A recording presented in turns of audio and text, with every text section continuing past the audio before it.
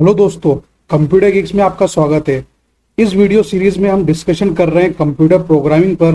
तो दोस्तों, last video में हमने कुछ बेसिक पॉइंट्स डिस्कस किए थे, जैसे क्यों हम कंप्यूटर से कम्युनिकेट करते हैं, प्रोग्रामिंग लैंग्वेज की हमें क्यों जरूरत पड़ी, और पूरा कम्युनिकेशन प्रोसेस समझा था यूजर कंप्यूटर के बीच में, और सीखा कि कंप्यूटर बाइनरी लैंग्वेज को समझता है जो कि 0-1 का कॉम्बिनेशन है। इस वीडियो में हम समझने वाले हैं कुछ और डिटेल्स 0-1 के बारे में। तो चलिए शुरू करते हैं।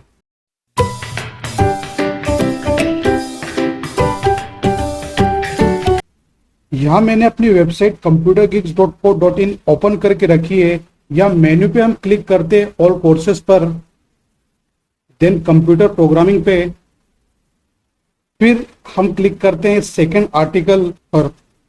यहाँ मैंने आज के लेक्चर्स के नोट्स पब्लिश कर दिए हैं और लिंक भी नीचे डिस्क्रिप्शन में दे दिया है, आप जाकर देख सकते हैं। फर्स्ट पॉइंट है, what is 0-1 in the computer. हम कहते हैं कि कंप्यूटर में सब कुछ 0 एंड 1 के फॉर्म में स्टोर्ड है। बात तो सही है, पर ये 0-1 एक्चुअल में क्या है। आप एक कंप्यूटर को पूरा ओपन कर लीजिए और बताइए उसमें कितने 0 और 1 मिले। एक भी नहीं मिलेगा, क्योंकि 0-1 जैसी कोई फिजिकल चीज नहीं होती कंप्यूटर के अंदर। तो फिर 0 एंड 1 क्या है। 0-1 एक तरह की कोडिंग है। हमने दुनिया की हर इंफॉर्मेशन को 0-1 में कन्वर्ट करने का तरीका निकाल लिया है।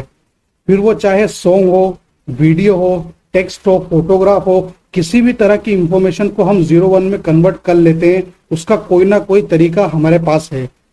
जो भी इंफॉर्मेशन और डेटा है हमारे पास, उसे हम इनकोड कर देते हैं 0-1 के सीक्वेंस में। अब सवाल आता है, कंप्यूटर 0-1 ही क्यों समझता है।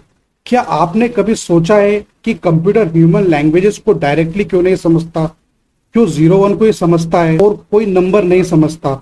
हम अर्ली 50s में चलते हैं, जब कंप्यूटर एरा की शुरुआत हुई थी और कंप्यूटर इनिशियल डेवलपमेंट फेज में थे। हम चाहते थे कि कंप्यूटर हमारे लिए कैलकुलेशन वर्क करे। उस कैलकुलेशन को परफॉर्म करवाने के लिए हम चाहते थे कंप्यूटर समझे हमारे नंबर को, जिससे वो ऑपरेशन परफॉर्म कर सके। अब नंबर कैसे समझेगा कंप्यूटर, ये हमारे लिए चैलेंज था।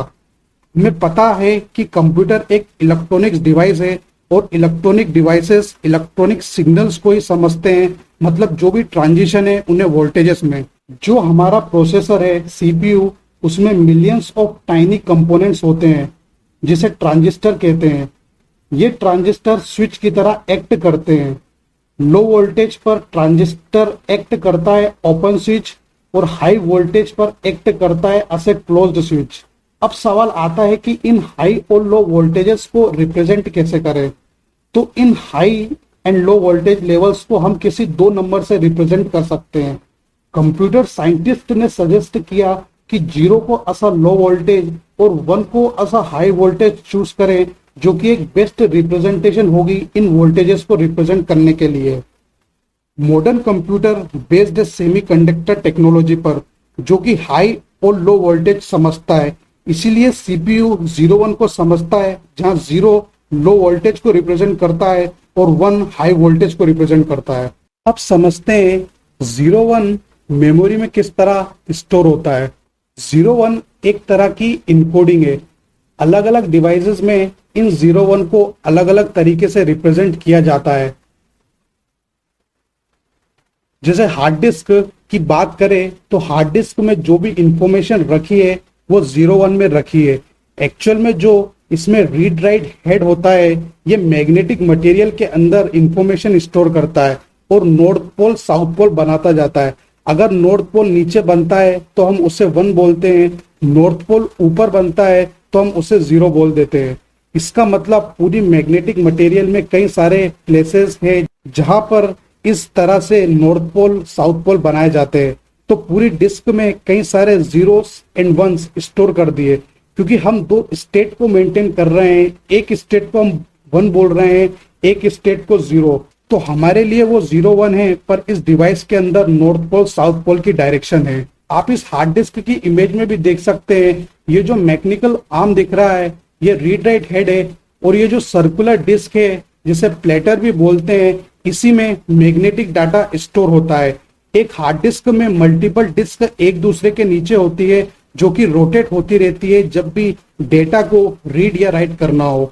अगर बात करें रैम की, तो रैम के अंदर होते हैं कैपेसिटर, और कैपेसिटर के अंदर चार्ज होल्ड होता है।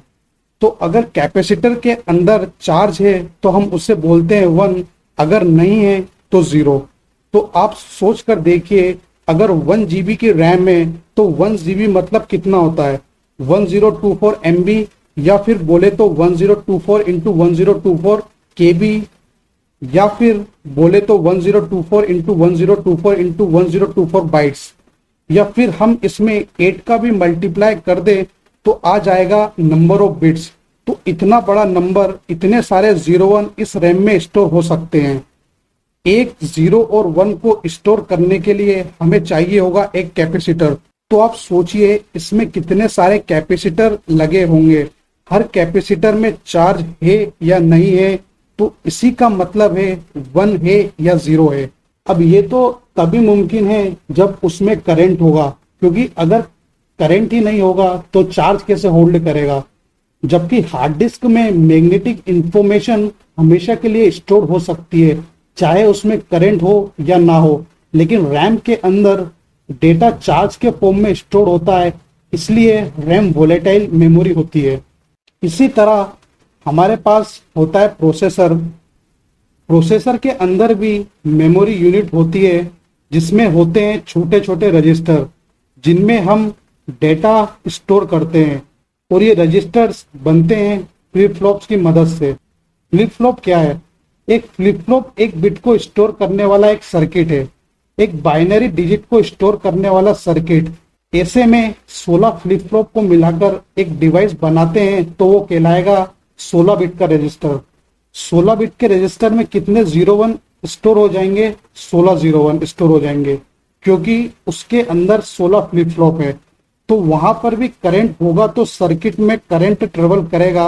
अगर कंप्यूटर में करंट ही नहीं है तो उसमें ट्रेवल कैसे कर सकता है? इसीलिए जो प्रोसेसर की मेमोरी है और जो रैम की मेमोरी है वो वोलेटाइल मेमोरी है, जबकि हार्ड डिस्क एक नॉन वोलेटाइल मेमोरी है। वोलेटाइल मतलब डेटा वैनिश हो जाता है या फिर खत्म हो जाता है जब पावर सप्लाई नहीं होती, और नॉन वोलेटाइल मतलब जिसके अंदर पावर नहीं है फिर भी डेटा सस्टेन करता है। एक इनकोडिंग सिस्टम होता है आस्की, जिसका फुल फॉर्म है American standard code for information interchange, जो कि यूज होता है सिंबल्स को नंबर में कन्वर्ट करने के लिए। जैसे जब भी आप अपने कीबोर्ड से कोई की प्रेस करते हैं, मान लीजिए आपने अल्फाबेट ए को प्रेस किया, तो वो अपनी आस्की वैल्यू जो कि 97 है ए की, उसमें कन्वर्ट हो जाता है। बाद में ये आस्की वैल्यू फिर कन्वर्ट हो जाती है बाइनरी में कन्वर्टर की हेल्प से। उसके बाद जो भी रिजल्टेंट बाइनरी बिट्स होती है उन्हें वोल्टेज के फॉर्म में स्टोर किया जाता है, जो कि 1 और 0 पर डिपेंड करता है, जिसको फिर सीपीयू प्रोसेस करके कंप्यूटर स्क्रीन पर आउटपुट शो करता है। ओके, तो आज के डिस्कशन को हम समराइज करें तो हमने सीखा कि कंप्यूटर में 0 और 1 जैसी कोई फिजिकल चीज नहीं है, ये बाइनरी डिजिट्स हैं जिन्हें बिट्स में रेफर करते हैं। एक इनकोडिंग है जो कि कन्वर्ट करती है इंफॉर्मेशन को जीरोस और वंस के सीक्वेंस में। हम किसी भी डिवाइस में 2 स्टेट्स में इंफॉर्मेशन को स्टोर करते हैं, एक स्टेट को हम 1 बोलते हैं, अदर स्टेट को 0 बोलते हैं। कंप्यूटर डिजिटल सिग्नल को समझता है और प्रोसेस करता है, और ये डिजिटल सिग्नल 0 और 1 की फॉर्म में स्टोर होते हैं। कंप्यूटर को जो भी इनपुट मिलता है keyboard, pen drive, hard disk और माइक्रोफोन से, इंटरनली सब 0 1 में ही स्टोर होता है, जो कि कंपाइलर की हेल्प से कन्वर्ट होता है। डिफरेंट टाइप्स की डेटा स्टोरेज डिवाइसेस में इन 0 1 की अलग अलग रिप्रेजेंटेशन है। जैसे कि हार्ड डिस्क में हमारे लिए वो 0 1 है, पर उस डिवाइस के अंदर नॉर्थ पोल साउथ पोल की डायरेक्शन है। सिमिलरली रैम के अंदर जो भी स्टोर्ड है वो हमारी नजर में 0 1 है, पर अंदर वो चार्ज है या नहीं है का सीक्वेंस है। और आस्की एक इनकोडिंग सिस्टम है जो कि यूज होता है सिंबल्स को नंबर में कन्वर्ट करने के लिए। सो फ्रेंड्स, इस वीडियो में बस इतना ही। मिलते हैं नेक्स्ट वीडियो में, डिस्कशन को कंटिन्यू रखेंगे और समझेंगे कुछ और बेसिक डिटेल्स कंप्यूटर के बारे में। तब तक बने रहिए कंप्यूटर गिग्स के साथ। Thank you.